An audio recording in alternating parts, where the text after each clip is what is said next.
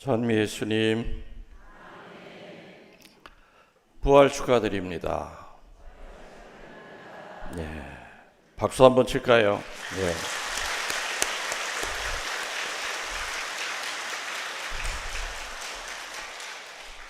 무덤에 누워 있다가도 우리 보호자 신부님 목소리 들으면 벌떡 일어났거든.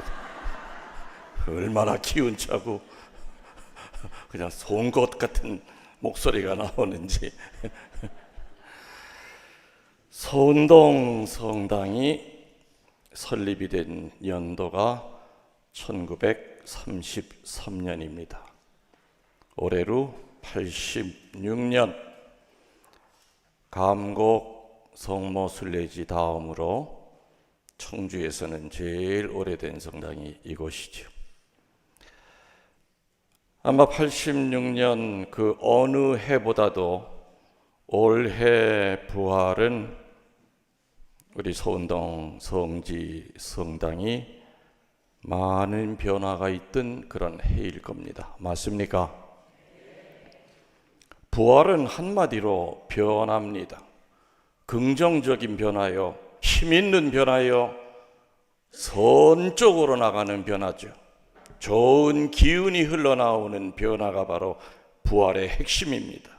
영혼을 향해서 나가는 것이 바로 부활입니다. 그래서 부활은 변화다, 이렇게 단정적으로 얘기를 드릴 수도 있을 겁니다. 생뚱맞지만 도박장 다녀보신 분 손 들어 보십시오. 있어도 들 리가 없지요, 지금 이 마당에. 도박장에 가서 돈 딸 수 있을까요?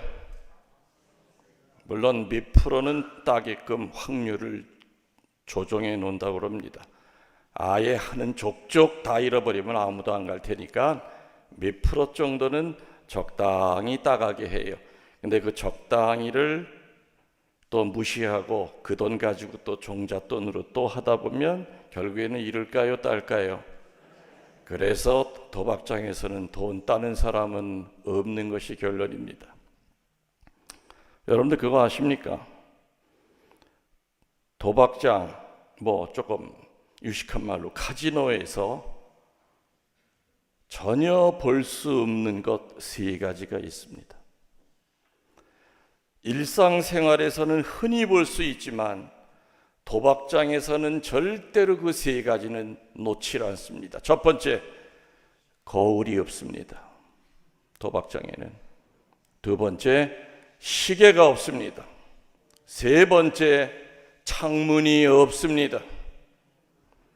거울과 시계와 창문은 이 세상 어느 도박장에 가도 존재치 않습니다. 왜냐? 이 3가지는 자신을 돌아보게 만드는 특별한 힘을 갖고 있기 때문에 카지노에서 금기하는 그러한 물건이 됐다는 겁니다. 거울을 보면은 뒤를 돌아다보게 합니다. 시계를 보면은 뒤를 돌아다보게 하고, 창문을 내다보고 세상을 바라보면 내가 미쳤구나. 우리 마누라는 그렇게 고생하면서 돈을 버는데 나는 여기서 돈을 탕진을 하고 있어. 거울을 봐도 초췌해가는 그 도박에 미쳐서 폐인이 돼가는 자기 자신을 못 보게끔. 그래서 카지노에는 화장실에도 거울이 없다고 그럽니다. 신부님은 어떻게 그렇게 자세히 아시냐고요? 전 안 갔습니다. 그렇다고 합니다. 누구한테 들었냐? 도박장 주인한테 들었습니다. 가뜩이나 중독성이 강한 도박을 하면서 자신을 돌아볼 수 있는 장치마저 없다 보니 한 번 시작하면 적당히 즐기고 빠져나올 수가 없는 환경을 만들어 놓는 겁니다. 일상의 중독, 영적 나태함의 중독도 도박에 중독 못지않게 위험합니다. 어느 순간 이 영적인 어두움 중독에 빠지고 나면은 사순절이고 부활이고 나에게는 아무 의미 없는 행사로 다가올 수밖에 없습니다. 그래서 우리들은 반드시 살아가면서 반드시 나를 돌아보게 만드는 장치가 필요합니다. 거울처럼, 시계처럼, 또 하나 창문처럼. 그래서 부활이라는 거 결국에는 기도의 거울에 자기 자신을 비춰보는 겁니다. 부활이란 결국에는 회개를 촉구하는 그 시계 소리에 예민해지는 겁니다. 부활이란 결국에는 세속이 아니라 영혼을 지향하는 창문을 향해서 서 있는 겁니다. 이게 바로 변화입니다. 변화를 싫어하는 사람들도 있습니다. 제가 성당 안팎을 두드려 부시고 잘라내고 하니까 뭐 다 생각이 다르지만은 그 화단을 왜 없애나, 그 별나무 별 이상한 신부 다 왔다, 뭐 그렇게 얘기하실 수도 있습니다. 민주주의 사회에서 뭐 말이야 다 할 수 있는 거죠. 그렇지만 목자는 내가 살 집을 만드는 것이 아니라 양들이 살 집을 만듭니다. 그리고 긍정적인 변화를 주기 위하여 여러분들은 일주일에 한두 번 성당에 오지만 사실은 24시간 동안 이 교회 안에 머물면서 목자를 행복하게 해줄 수 있는 방법이, 양들을 행복하게 해줄 수 있는 그 방법이 무언가를 기도하고 하느님께 지혜를 청합니다. 물론 목자도 현찮은 목자도 있고 지혜로운 목자도 있습니다. 여러분들이 본당 신부에 대한 신의와 신뢰를 갖고 있다면 설마 목자가 양들을 절벽 끝으로 내몰겠습니까? 올해 아직 주교님 선포만 없을 뿐이지 이미 한국 주교단에서는 서운동 성당을 서운동 순교 성지 성당으로 이미 선포한 바 있습니다. 그렇기 때문에 우리는 분명히 변화가 되어야 됩니다. 기도의 거울 앞에 서야 되고, 그리고 늘 교만으로부터 겸손에 이르기 위한 회개의 시계를 봐야 되고, 그리고 영혼을 향하는 창문을 들여다봐야 됩니다. 카텐을 닫고 휘장을 치고 세상과 단절된 상태에서 산다면 그것만큼 불행한 영혼이 어디 있겠는가? 우리는 반드시 나 자신을 돌아보게 만드는 장치가 필요합니다. 그 장치의 작은 한 부분으로서 저는 여러분들에게 죽을 힘을 다하여 강론 준비를 하고 강론을 합니다. 강론할 때마다 내 생애의 마지막 고별 강론하는 마음으로 평일 강론이든 주일 강론이든 임합니다. 흔들리는 신자가, 방황하는 신자가 이 사제의 말씀 선포를 듣고 다시 자기 자신을 뒤돌아보고 앞으로 살아갈 방향을 오리엔테이션 할 수 있다면 그것만큼 큰 기쁨은 없을 겁니다.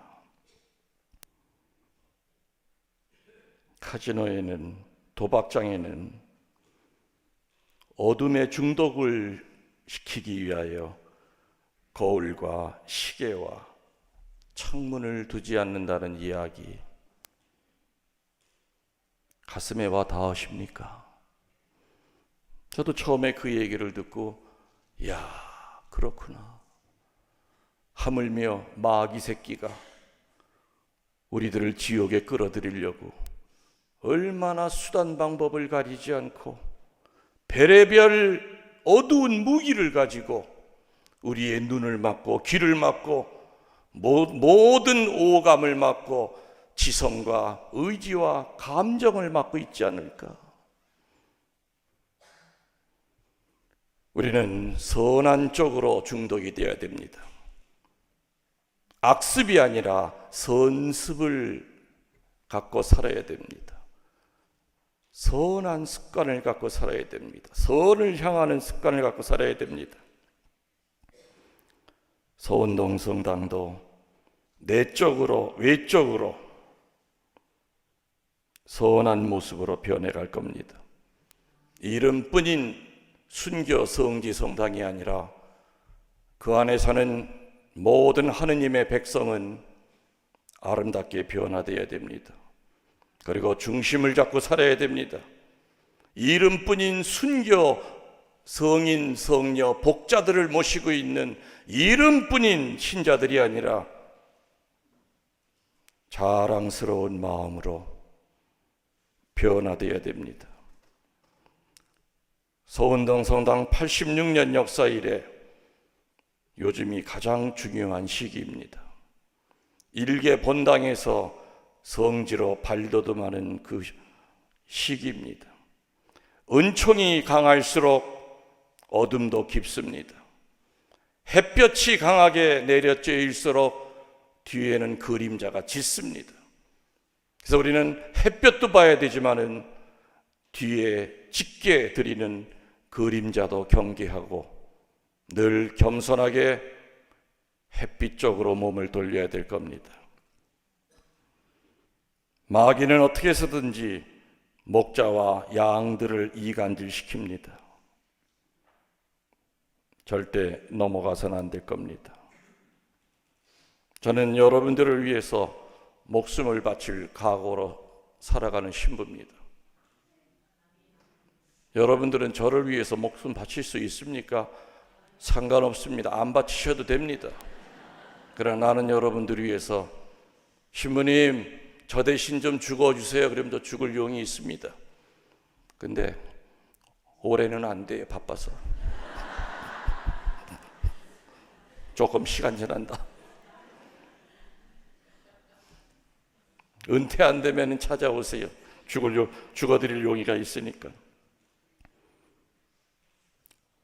작년에도 부활 성야 미사 있었고 올해도 있고 시간이 흐르면 내년에도 또 있을 겁니다.